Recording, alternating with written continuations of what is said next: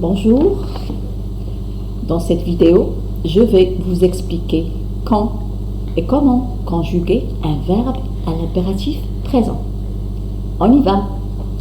Tout d'abord, quand doit-on utiliser l'impératif présent? Alors, l'impératif est un mode utilisé pour exprimer un ordre, un conseil, une prière, une recommandation, une interdiction à réaliser dans un futur proche ou lointain. Alors, sans trop tarder, on commence la leçon. Allez, soyez attentifs s'il vous plaît. On commence. L'impératif présent. L'impératif présent est un mode qui est utilisé pour exprimer un ordre. Il se termine par un point d'exclamation et ne se conjugue qu'à 3 personnes. La deuxième personne du singulier qui est tu, comme vous savez tous, la première personne du pluriel nous et la deuxième personne du pluriel vous.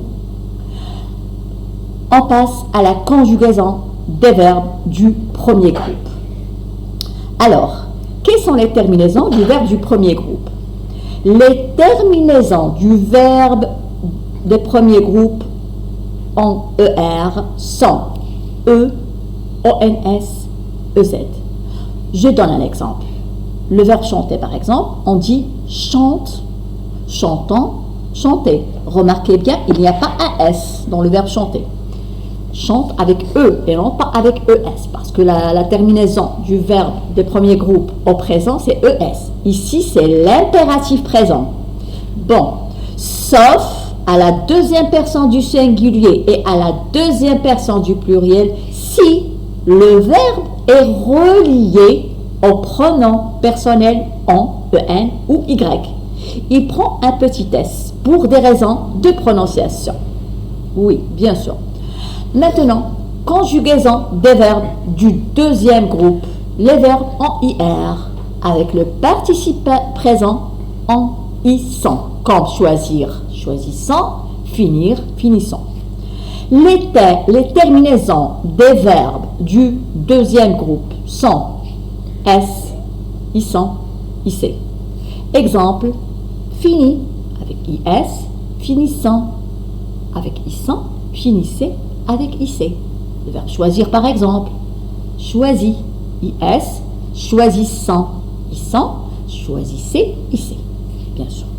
Conjugaison des verbes du troisième groupe. Ce sont tous les autres verbes, sauf bien sûr le premier et le deuxième groupe.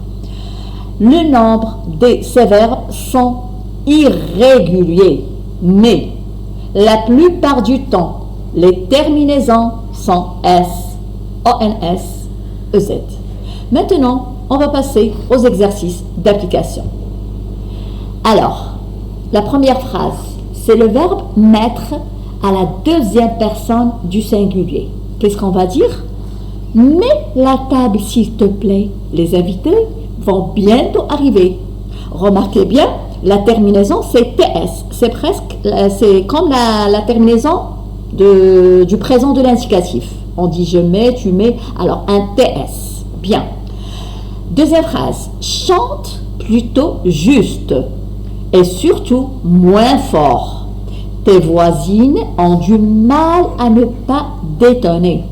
Ici, c'est le verbe chanter du premier groupe à la deuxième personne du singulier.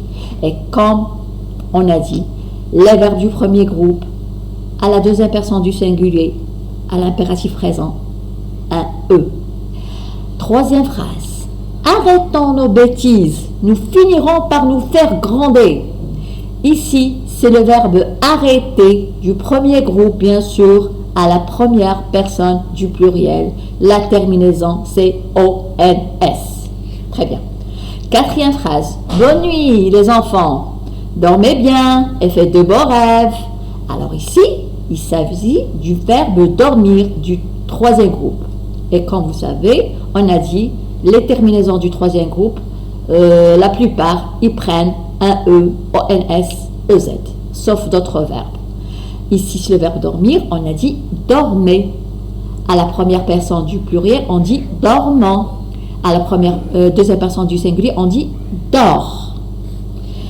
La cinquième phrase. Ne tapez pas vos camarades. C'est un comportement inadmissible. Ici, c'est le verbe taper à la deuxième personne du pluriel qui porte un EZ. Mes amis, la séance est terminée. J'espère que j'ai été assez claire. Entraînez-vous, s'il vous plaît, sur le site pour vérifier que vous avez bien compris la leçon et surtout à une autre vidéo. N'oubliez pas de vous abonner, liker. Au revoir.